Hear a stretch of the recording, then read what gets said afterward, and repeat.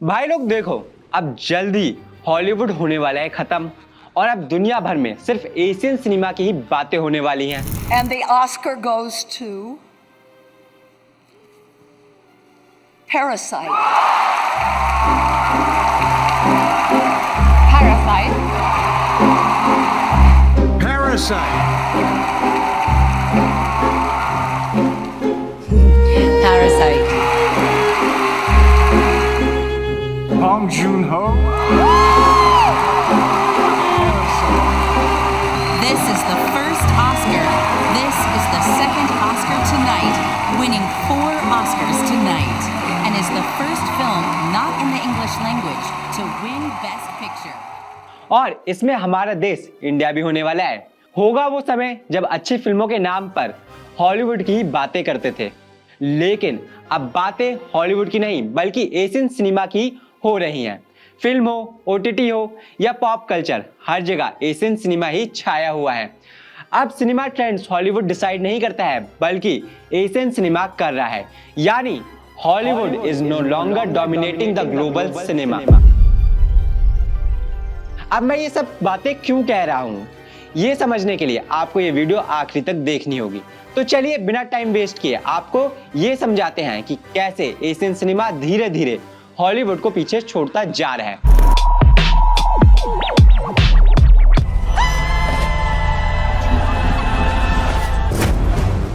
Strap the in for writer-director S.S. Rajamouli's epic historical action musical.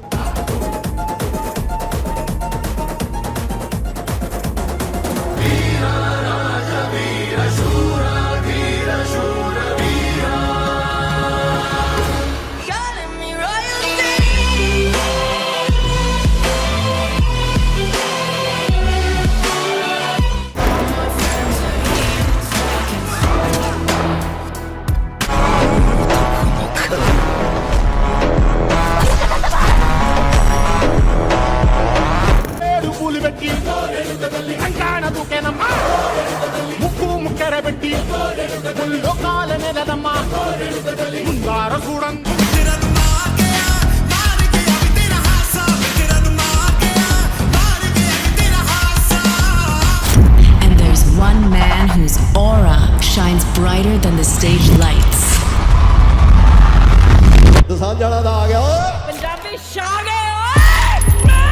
An icon whose aura shines across the world.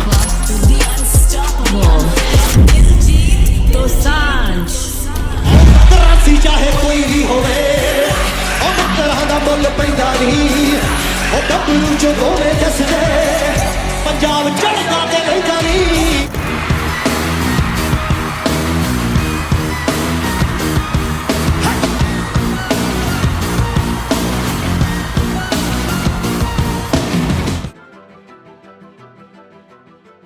मैं हूं अंकित गौतम और आप देख रहे हैं विट्टी चोखा। सबसे पहले ये जानते हैं कि एशियन सिनेमा में कौन कौन से देश आते हैं। मेजरली एशियन सिनेमा में India, south Korea, China, Japan और हांगकांग आता है। पिछले कुछ सालों में इन देशों की फिल्मों ने ग्लोबल सिनेमा में अपनी अलग पहचान बनाई है। और अगर हाल फिलहाल की बात करें तो इस सब की शुरुआत 2020 में पैरासाइट को ऑस्कर और कांस में पाल्मे d'Or जीतने से होती है। पैरासाइट इतिहास की ऐसी पहली नॉन इंग्लिश फिल्म बनी जिसने ऑस्कर जीता और इसी ऐतिहासिक पल से एशियन सिनेमा के नए एरा की शुरुआत होती है। ये वो समय था जब पूरी दुनिया कोविड के चलते ऑनलाइन हो गई थी, जिसके चलते लोगों ने हर तरह का सिनेमा देखा। जैसे इंडिया में लोगों ने बॉलीवुड के अलावा साउथ सिनेमा, खासकर मलयालम सिनेमा काफी एक्सप्लोर किया, जिस पर हमने एक डिटेल्ड वीडियो भी बनाई थी जो आप हमारे चैनल पर देख सकते हैं।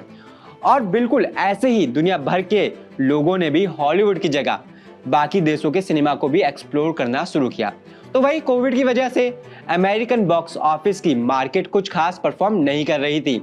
रिपोर्ट्स देखें तो अमेरिका ने 2021 में $4.5 बिलियन की कमाई की, तो वहीं चीन ने अमेरिका को पीछे छोड़ते हुए $7.3 बिलियन की कमाई की। इतना ही नहीं, 2021 में OTT पर स्क्विड गेम आई और यहाँ ये बताने की जरूरत नहीं है कि ग्लोबली इस सीरीज को लोगों ने कितना पसंद किया।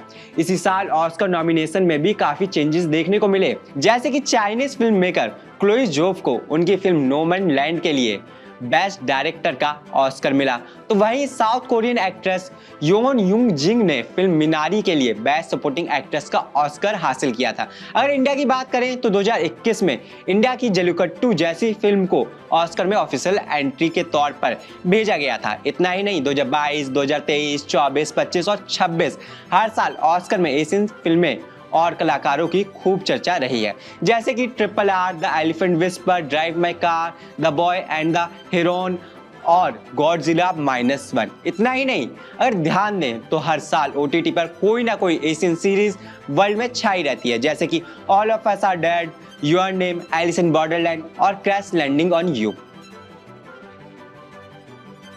अब इस चेंज की वजह क्या रही, या यूं कहें कि एशियन सिनेमा कैसे वर्ल्ड सिनेमा पर राज करने वाला है। देखिए, कोविड तो इसकी एक बड़ी वजह है ही, लेकिन इसके अलावा 2020 से ही एशियन एंटरटेनमेंट इंडस्ट्रीज धीरे धीरे कल्चर वेव लेकर आए, जिसने पूरी दुनिया को प्रभावित किया। सबसे बड़ा उदाहरण तो जापानीज एनिमे है। जापान की एनिमेटेड फिल्मों और सीरीज ने ग्लोबल ऑडियंस को खूब प्रभावित किया है। स्पिरिटेड अवे जैसी फिल्मों में जापानीज फोल्कलोर और माइथोलॉजी की झलक देखने को मिलती है, तो वहीं गोस्ट इन द शेल ने फ्यूचरिस्टिक साइबर वर्ल्ड और टेक्नोलॉजी पर आधारित कहानी दिखती है। भले ही ये कोविड के पहले से चर्चा में है, लेकिन इस वक्त जेन ज़ी से लेकर मिलेनियम तक हर कोई one punch man, one piece, Naruto, chainsaw man और न जाने कितने ही एनिमे के नाम हैं। यानी दुनिया में लोगों पर एनिमे का प्रभाव काफी बढ़ता जा रहा है। आपको याद हो तो 2025 में आई डीमन स्लेयर ने वर्ल्ड वाइड $781 मिलियन यानी 6500 करोड़ रुपए के आसपास की भारी भरकम कमाई की थी, और सिर्फ अमेरिका में 3200 करोड़ के आसपास कमाई करके सबसे बड़ी नॉन इंग्लिश फिल्म बन गई थी। इतना ही नहीं, हॉलीवुड ने भी एनिमे स्टोरी टेलिंग स्टाइल और विजुअल से इंस्पिरेशन लेनी शुरू कर दी है। ये समझने के लिए आपको स्पाइडरवर्स और टर्निंग रेड देखनी होगी। लेकिन इस सब में हैरान करने वाली बात यह है कि एनिमे इंडस्ट्री हर साल 9% से ग्रो कर रही है, और ऐसा माना जा रहा है कि 2030 तक ये 53,000 करोड़ की मार्केट हो जाएगी। और अब बात करते हैं उस सिनेमा की जिसने खास करके पिछले 10-12 सालों से इंटरनेशनल लेवल पर खलबली मचा रखी है, और वो है कोरियन सिनेमा। 90s से शुरू हुई के ड्रामा और के पॉप की पॉपुलैरिटी आज पूरी दुनिया में फैल चुकी है। नेटफ्लिक्स, यूट्यूब और सोशल मीडिया ने कोरियन एंटरटेनमेंट को ग्लोबल फेनोमेना बना दिया है। आज BTS, ब्लैकपिंक और कोरियन ड्रामाज सिर्फ एशिया तक ही सीमित नहीं रहे हैं, बल्कि वर्ल्ड वाइड ऑडियंस के फेवरेट बन चुके हैं, और इसका असर ऑस्कर में भी दिखाई दे रहा है। जैसे कि 2026 ऑस्कर में के पॉप डीमन हंटर्स ने बेस्ट एनिमेटेड फीचर और बेस्ट ओरिजिनल सॉन्ग की कैटेगरी में ऑस्कर अपने नाम किया था। अगर आपको कोरियन और एनिमे इंडस्ट्री के बारे में डिटेल जानकारी चाहिए तो हमारे चैनल पर मौजूद इन दोनों वीडियो को जरूर देखिएगा। अब लगे हाथों चाइना की भी बात कर लेते हैं। इसमें कोई शक नहीं कि चाइना हमेशा से बॉक्स ऑफिस की बड़ी मार्केट रही है, लेकिन 2025 में जब चाइना की एनिमेटेड फिल्म निंजा 2 ने वर्ल्ड वाइड $2.26 बिलियन यानी लगभग 18,000 करोड़ के करीब की कमाई की, तब जिनको नहीं पता था उनको भी चाइनीज फिल्म इंडस्ट्री की पॉपुलैरिटी और ताकत के बारे में पता चल गया। सिनेमा के साथ साथ चाइनीज ड्रामा, खास करके इनके माइक्रो ड्रामा कॉन्सेप्ट की तो आज दुनिया भर में नकल की जा रही है। माइक्रो ड्रामा को लेकर हम एक डिटेल्ड वीडियो कर रहे हैं जो जल्द ही लाइव होगी। तो एशियन कंट्रीज में हमने जापान, साउथ कोरिया और चाइना के सिनेमाई कल्चर के बारे में तो बात कर ली, और अब बात करते हैं हमारे देश इंडिया के बारे में। हमारे लिए तो अभी सबसे फ्रेश एग्जाम्पल तो धुरंधर के दोनों पार्ट्स हैं, जिन्होंने दुनिया भर में 3400 करोड़ के आसपास कमाई की है। धुरंधर 2 तो एक समय टॉप 1 पर ट्रेंड कर रही थी, और माइकल फिल्म के आने से पहले टॉप 10 में भी थी। ये तो अभी की बात हो गई। अगर 2023 ऑस्कर की बात करें तो उसमें इंडिया की 2 फिल्में RRR और द एलिफेंट विस्पर ने ऑस्कर जीतकर झंडे गाड़ दिए थे। साल 2024 में पायल खपाड़िया की film all we imagine as light ने कांस में धमाल मचा दिया था। तो वहीं पॉप कल्चर की बात करें तो इंडियन आर्टिस्ट्स आज इंटरनेशनल लेवल पर गर्दा उड़ा रहे हैं, जैसे कि ए.आर. रहमान, दिलजीत दोसांझ, वीरदास, समय रैना और जाकिर खान। वहीं अगर बॉक्स ऑफिस के लिहाज से देखें तो पुष्पा 2, जवान, पठान, धुरंधर, इन सारी फिल्मों ने अमेरिका में बेहतरीन बिजनेस भी किया था। और तो और आज की डेट में आप नमित मल्होत्रा की रामायण का दुनिया भर में क्रेज देखेंगे तो वो किसी बड़ी हॉलीवुड फिल्म से कम नहीं है।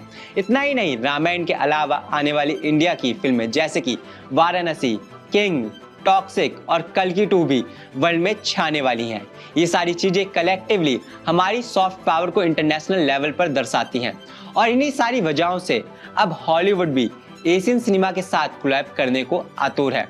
आइए इसको शॉर्ट में समझते हैं और अपनी बात को खत्म करते हैं।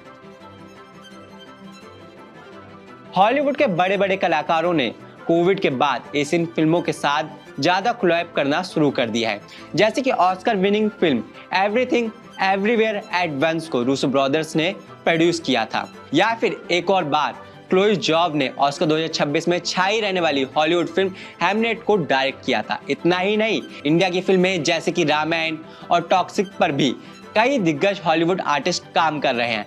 पहले एशियन आर्टिस्ट हॉलीवुड फिल्मों में काम करते थे, लेकिन ये चीज अब उलट चुकी है।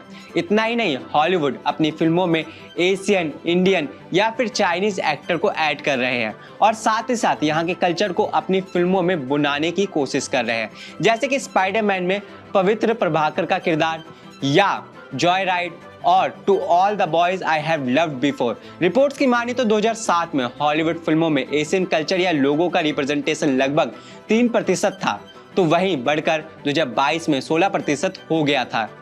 इस बदलाव का सबसे बड़ा रीजन ये है कि हॉलीवुड को समझ आ गया है कि कोविड के बाद एशियन सिनेमा ने ना सिर्फ अपनी सिनेमैटिक लेवल को कई गुना बढ़ाया है, बल्कि एशियन फिल्में भी अब अपने काम की मार्केटिंग करना सीख गई हैं।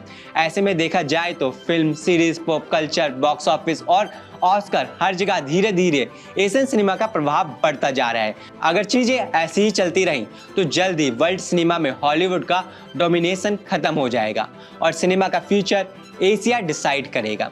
यहाँ मैं अल्फ्रेड टायर महर की कई बात कहना चाहूँगा। उन्होंने कहा था कि 21वीं सदी को एशियन सेंचुरी कहा जाएगा और जैसे कि हमने अब तक समझा कि हम अब सिर्फ हार्ड पावर ही नहीं बल्कि सॉफ्ट पावर पर भी अपना दबदबा बनाने में कामयाब हो रहे हैं। उन्हीं सॉफ्ट पावर में से एक सिनेमा है जो आज इंटरनेशनल लेवल पर छाती चौड़ी करके खड़ा है। फिलहाल वीडियो में इतना ही। आप हमारी बात से कितने सहमत हैं हमें कमेंट में जरूर बताइए और हमारी वीडियो पसंद आई हो तो हमारे चैनल विट्टी चौका को सब्सक्राइब कर दीजिएगा। धन्यवाद।